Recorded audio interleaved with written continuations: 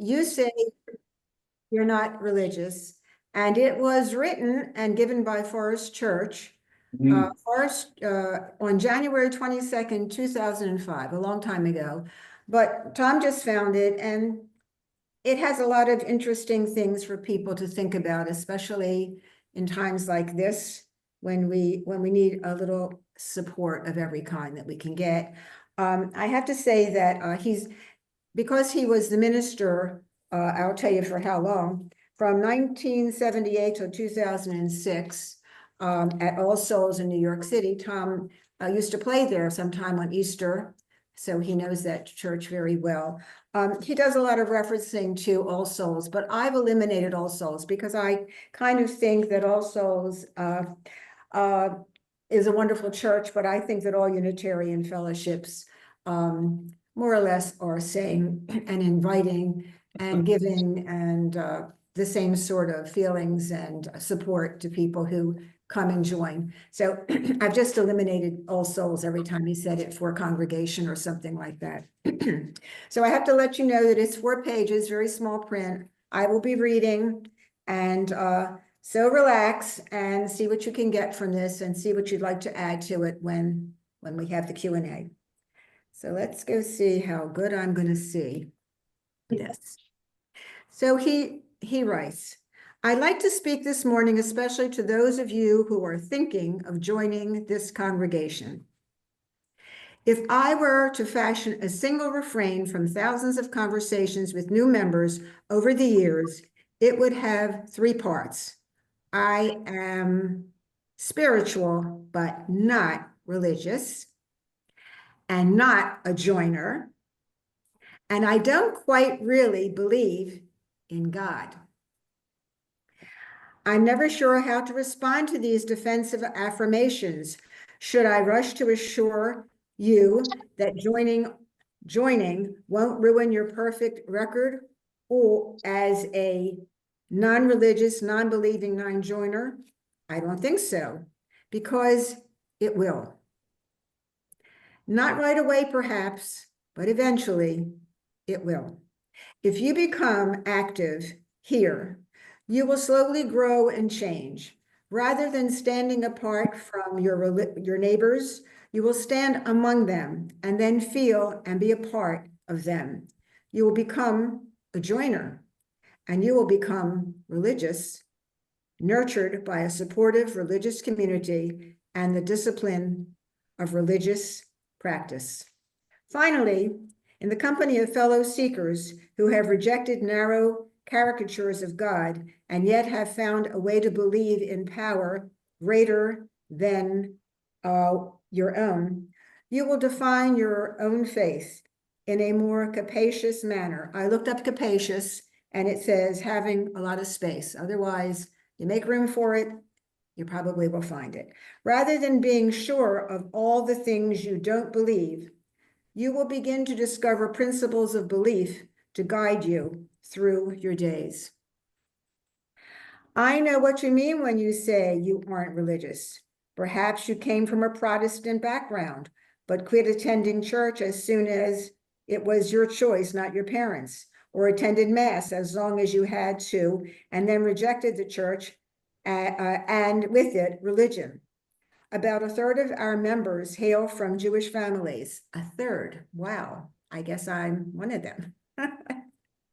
You may have been bar or baz mitzvah. I'm going to say that they now say bat mitzvah, but when I was growing up, it wasn't bat, it was baz mitzvah, and he probably wrote this a long time ago and knows what he's talking about.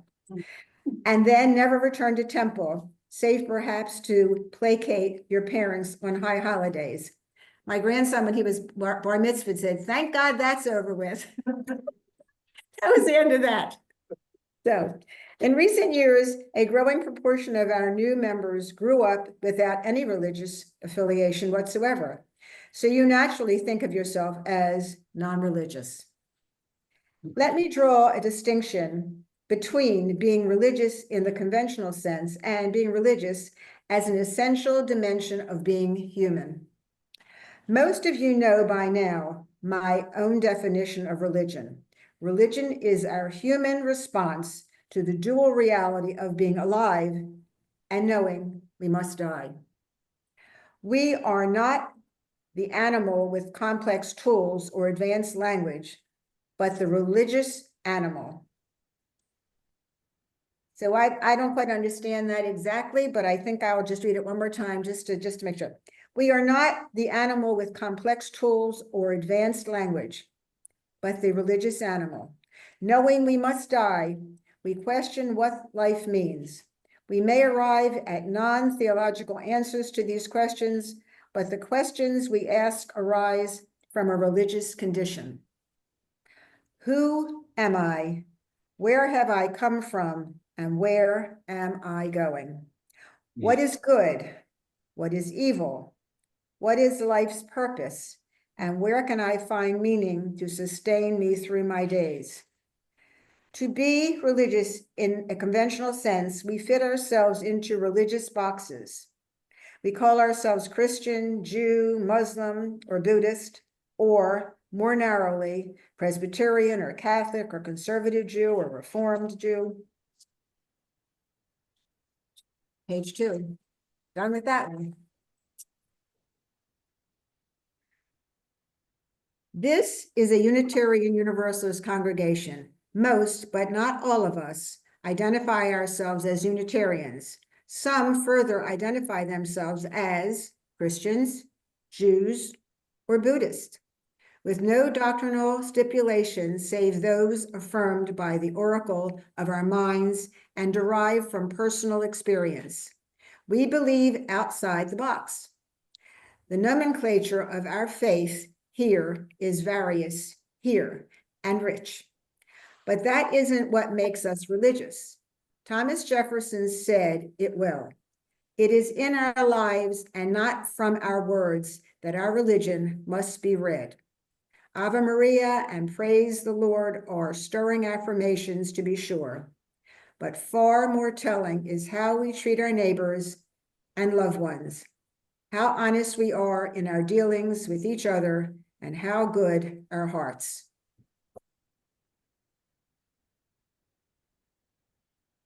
These are religious proof. This is religious proof. Religious proof is not in the cookbook. It's in the pudding.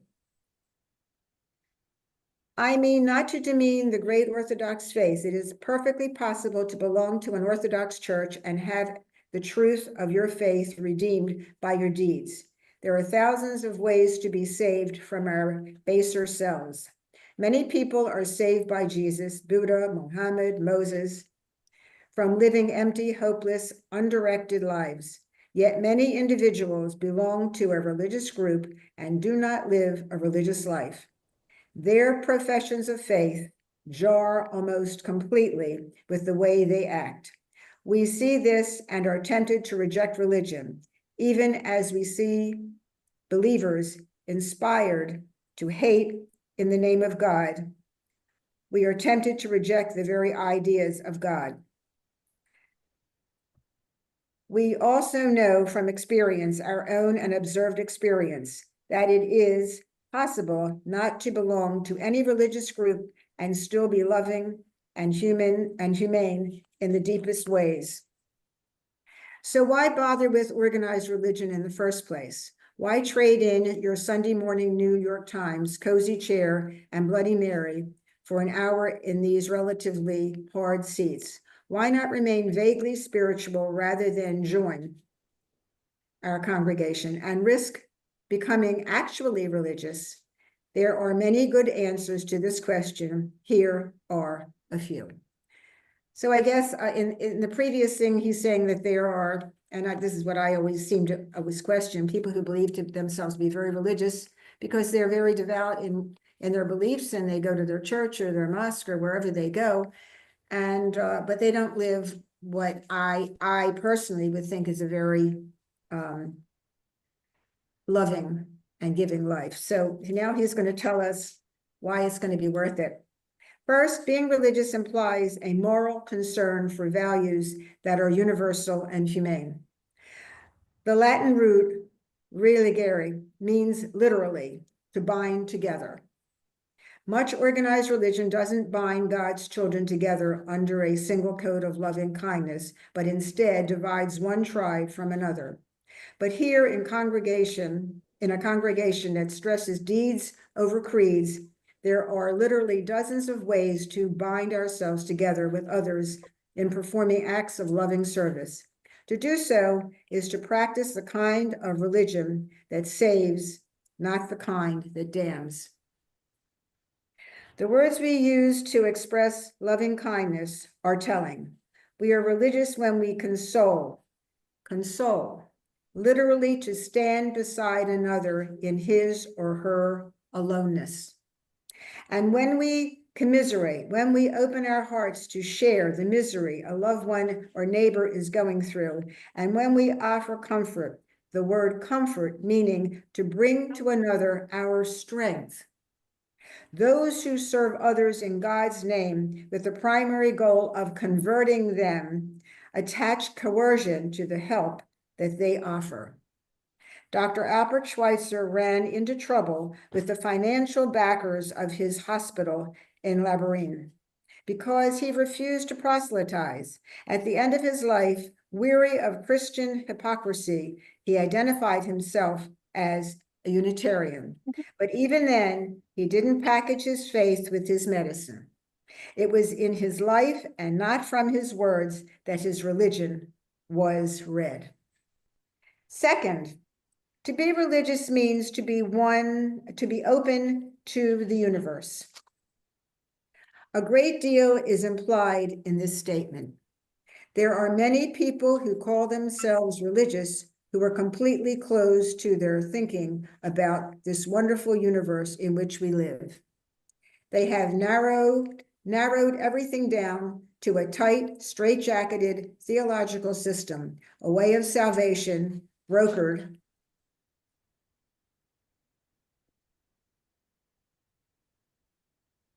through unqualified acceptance of a certain set of theological tenets. The chief object of such religion appears to be to get others to believe as they do, and thus be saved, being religious in the largest sense of the word. That which binds us, all of us together, can be completely canceled out by belonging to a group that believes it alone has the truth and that everyone else is damned to hell. If a person believes that all of the truth has already been vouchsafed through a special prophet or a sacred book, and the sole purpose of religion is to convert others to this proposition, then belonging to a religion can lead to what can only be called irreligious, even demonic behavior. How different this is from being open to the universe.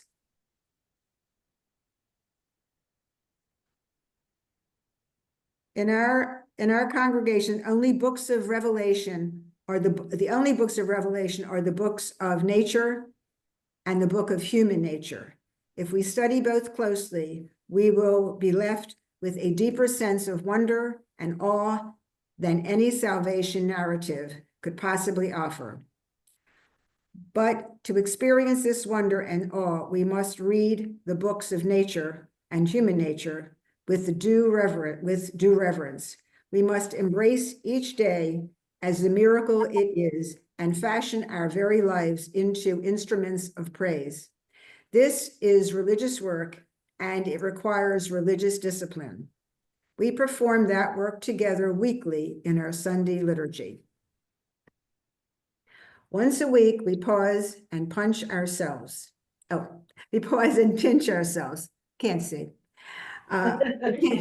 We can't take this life for granted. We must receive it as a precious gift, a pearl of great price.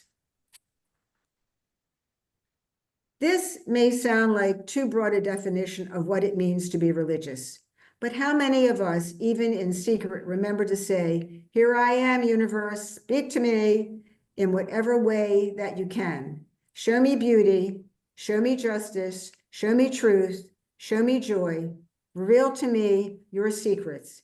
How much more religious is this humble, open posture than locking one's mind on a single set of facts and then laboring with all of our might to impose our ideas upon the universe, fitting the larger picture onto our little screens.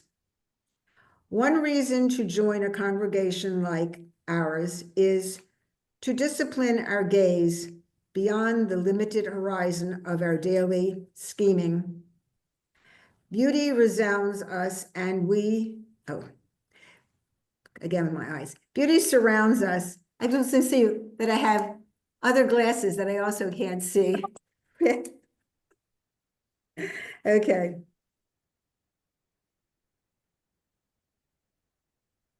Beauty surrounds us and we constantly miss it.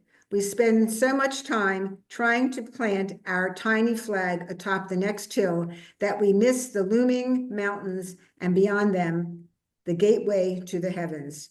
We choose to be religious together because alone we may forget to remind ourselves how fragile and precious life truly is, until the trapdoor swings and we are left with nothing more than a final desperate prayer. Third, to be religious, we must discover a sense of oneness with all of creation.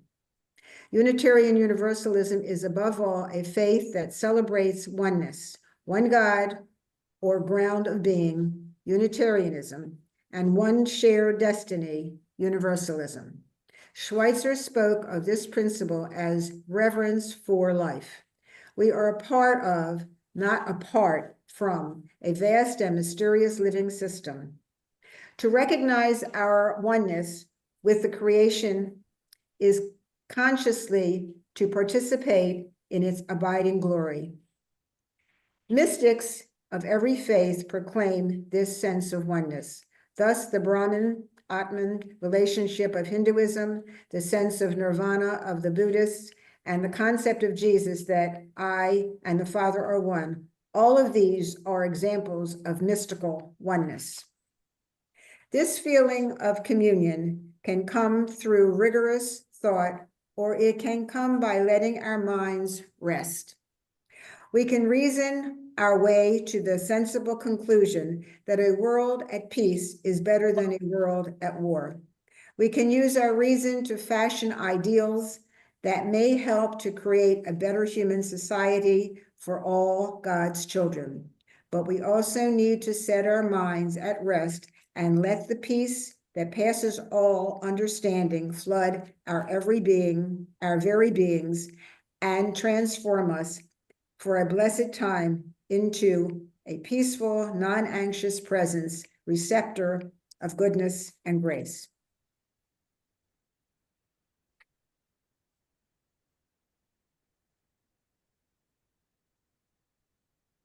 The great religious prophets have all recognized that beyond the intellectual realm lies a numinous oneness that transcends all differences.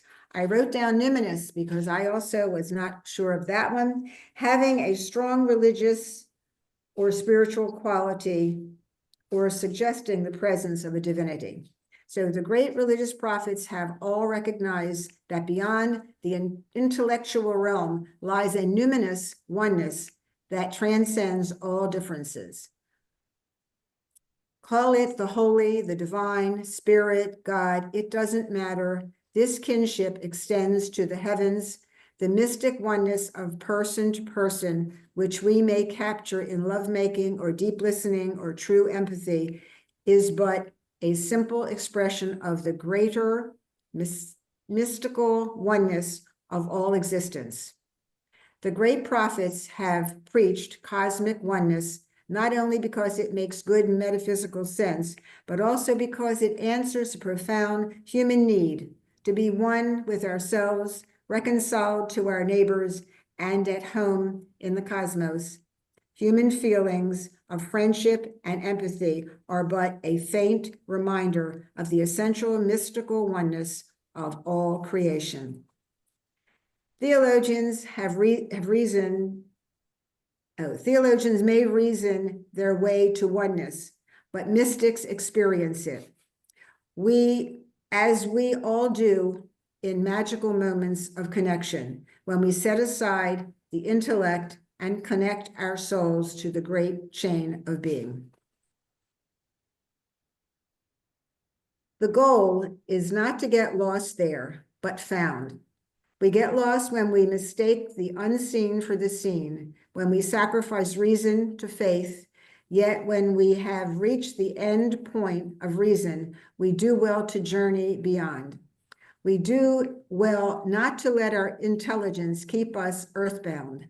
I am not speaking of the kind of religion that says you must accept something on faith.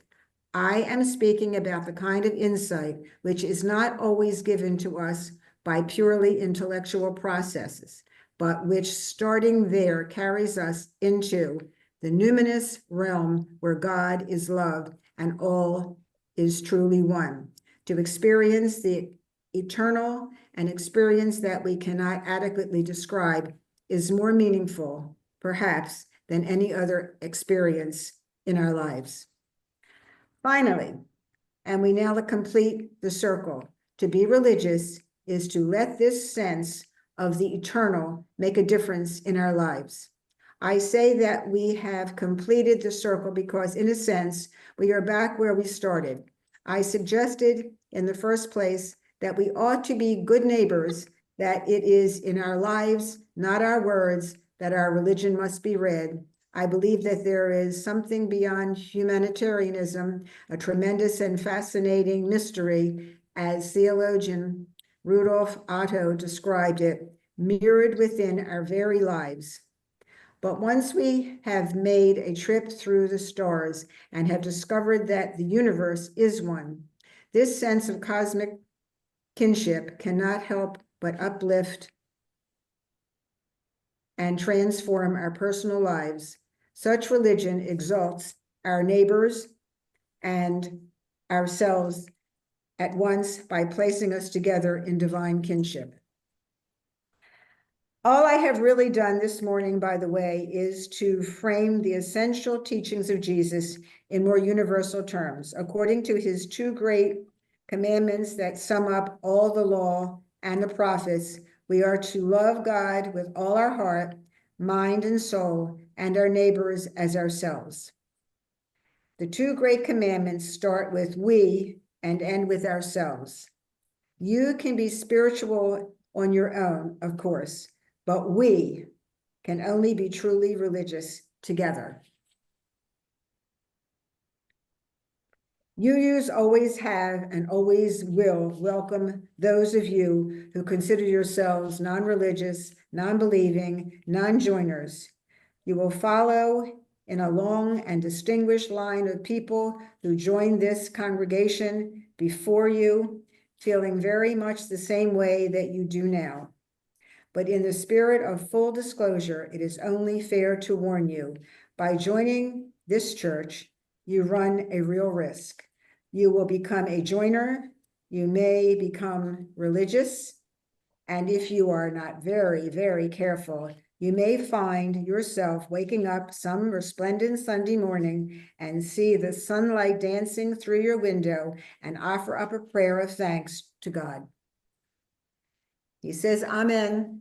He says, I love you, and may God bless us all. So here's a guy who was not in any way afraid of saying God, because he's got his own feelings about what God is. And I'm going to make the assumption that we all have our own way of thinking about what God is. And I think about it a lot. And the one thing I'm just going to add before anybody has anything to say is that when I first came to the Unitarians, which I don't even know how many years ago, it's got to be at least 35 or something like that, could be more. I had first came and I wrote this down a long time ago, and I've said it to many people. Because I came to Lackawaxen, Pennsylvania, and I didn't know anyone at all. And I had one friend that said she was Unitarian, though I had no clue whatsoever as to what Unitarianism was. I said, well, if she's, I heard an ad on WJFF and talked about this Unitarian fellowship. She says, well, that was good enough for Karen Putnam. That's good enough for me. So I rode up to Innisfree where Ann Rue and Bud Rue lived. And I said, is there a Unitarian fellowship here? She says, yeah, going to be tomorrow. And she gave me the time, and I showed up the next day on Sunday. And since that time, I think I have missed very, very few meetings. I maybe could not even count them on both hands, how many meetings I have missed in all these many years. But the one thing I came up with is that I knew that why I went there was because I knew I had to have some fellowship, because I knew that I didn't know anyone. So I say I came for fellowship, but I gained a religion. So I really think that I understand completely what Forest Church is saying, is that in some ways our religions are all very personal to us, but nevertheless, I have found religion, and the the UUs helped me find it. So if anybody else had something to say, that would be delightful. Sharon? Yeah, Sheila. I just want to say that, that second commandment, love your neighbor as yourself. If we really took that to heart, think about it. The number of wars that wouldn't have been fought, the number of vendettas, revenge, hatred, animosity, fear of the other. I mean, if people just took that to heart, the world would really be an ideal place. If only. Yeah. If And I did only. want to add, Sharon, on a personal note, because of my macular degeneration, I have to go into format and I have to raise the font to 16, really, for anything. I couldn't even read it at what, 12 or 14? I just couldn't read it. I don't know, I'm sure you can't see this, but the print on this is like in Yeah, blue, and yeah, it's like this big. And no matter how many glasses I got at 325 strength yeah. from the cheater shop, Yeah. and I cleaned them all as best I could, I still was like missing stuff, and I have to have a thing to guide me, because or else it would be hopeless. And I couldn't reprint it, because I couldn't retype it and print it because my printer doesn't work. Okay. So that's the end of that. I tried hard. I No, tried. you did a wonderful job, but I wouldn't have even been able to tap. I'm telling you, it was a challenge. It was a challenge. But I'm thank you for listening. And I kind of, sometimes I think after I come to fellowship, I like to have something that I may not even think has kind of settled in me, kind of come up during the week, and make me think about something that I either did or I could improve or some way. And I always say, I like to come every week because it gives me one more chance to try to be a better person. I really believe that. I mean, I may make a lot of mistakes, but it reminds me that every week I can be born again. I can try again to do a better thing or the best thing that I know how to do. So that's what Unitarianism has done for me, because I wasn't raised in a religion. I was raised in a culture, but not a religion. So I don't really know much about that. Sharon, you're a sterling example of humanhood, so you don't have to keep trying. Okay, I'll just be duckhood. Well, thank you, Sharon. That was inspiring.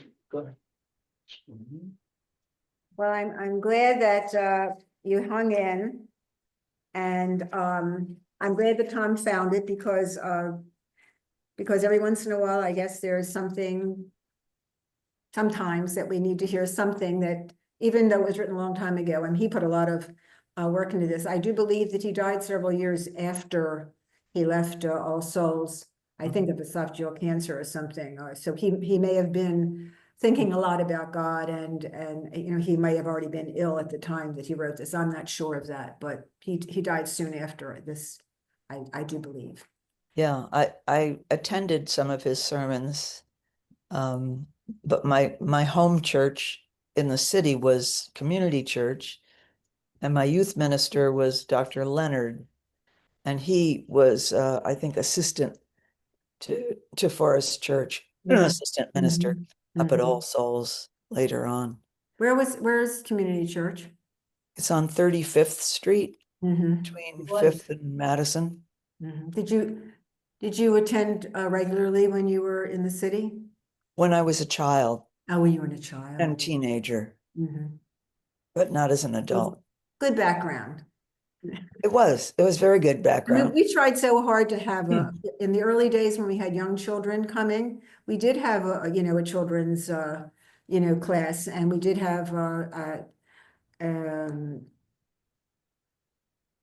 we did have people teaching. We had all the goods. We had money contributed by different members to get the books and everything. Uh, And then we just can't attract it because people walk in and of course, there's old people here now and it doesn't look that attractive. And it's unfortunate because I would like to see more children raised with, I'm sure they're raised with whatever religion, but I think it would be nice to know that we have an open door for children and parents who would want to raise their children this way, but it doesn't seem Yeah. to happen. So lucky you that you had that. Yeah.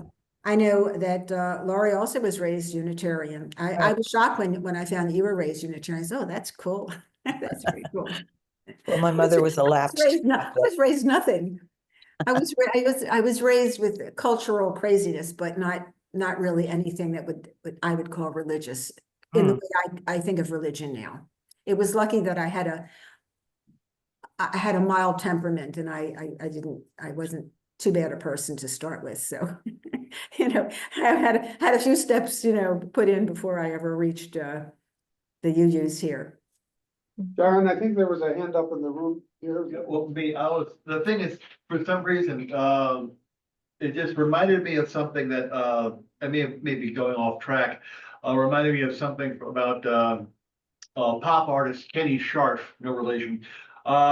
He is a professed atheist, but he said he felt something like an emotional void in his life where he wanted to have some type of religion or spirituality, even though he really didn't believe in the existence of any higher power, supernatural nature. So he invented his own personal religion. And somebody asked him, well, if you're an atheist, what do you worship? And he just shrugged his shoulders and said, hydrogen. Because that's the basic element of all life. And in a way, that does make sense. Sounds good. Thank you, Steve. Well, Anyone else? Does anyone else have anything else to say before we continue with our service? Okay, Thank you, Sharon. It was very uplifting. okay. I'm going to, I guess, Hang on, Sharon. yeah, Bill had his hand up too. who? Raise your hand. Sure. Go ahead. This is everyone. I think that presentation is somewhat fair-minded. I knew Forrester Church as a minister. I knew him as an individual. He was a very giving person. Populations, okay, that would not, okay, let's say, in the mainstream of thinking. I also knew my wife, and we used to go down there regularly, was the community church, which is no longer existing. It's been torn down, sold, and the money is gone. But I do remember works, and I followed the works of Sophie Lyons-Sparks. I think it's a reasonably good presentation. The only thing I have a little issue with is I remember speaking to Forrest in the hallways one day. He said to me, Bill, you left the what's called sermon early. I says, I says, Forrester, it wasn't one of your best. He laughed. He said, you're probably right, he says. But he used to hold all kinds of meetings in his little module up there in the church. And for people that really were having a difficult time, they wouldn't come to the church. They came to see Forrester. Forrester had a certain kind of personality, if you will. I hate to use that word, but he had a certain kind of thing about himself that people would gravitate to him that needed to be helped. Somehow or another, Forrest always found a way to get these people going. I think that's really the essence of Forrest. This Stiller type of thinking. I thank you very much for your attempt to attend to the memory of Forrest Church. It is only the beginning, but we'll hear more in the future. Thank you very much. I appreciate it. Thank you. So there's no one else? I will, I guess it would be time to extinguish the chalice. And I always like this one, even though we use it a lot. I like it. We extinguish this flame, but not the light of truth, the warmth of community, or the fire of commitment, These we carry in our hearts until we are together again. I do have closing words. I can't see whether the light is out, but you'll let me know. Okay. So these are words by Ralph Waldo Emerson. And I think everybody who knows me knows that I absolutely believe this. And I think it goes along with what we're talking about with the universe. It says, once you make a decision, the world conspires to make it happen. And I so believe this. I always tell people, don't worry about it, just put it out there. And people say, like, how did that happen? I said, I put it out there. And you know what? This I believe. This is my true religion. I just think that we are as powerful as we can be if we believe that if you put it out there, it's that the world is gonna somehow find it and bring it back to us. So that's the one thing that it made me think of that, because people ask me all the time. I said, just put it out there. It'll come back. Don't worry about it. So there it goes. Thank you all so very, very much. I cannot join you. I don't know whether you have refreshments or not. I certainly have a banana bread if you want to come down. My daughter brings me bananas because they keep on feeding the kids these rotten bananas that they won't eat in school, and she brings me home all the old fruit. So I have to make apple pies with the rotten apples and banana bread with the rotten bananas. So if ever you happen to be down this way, I'll have one or all. Have a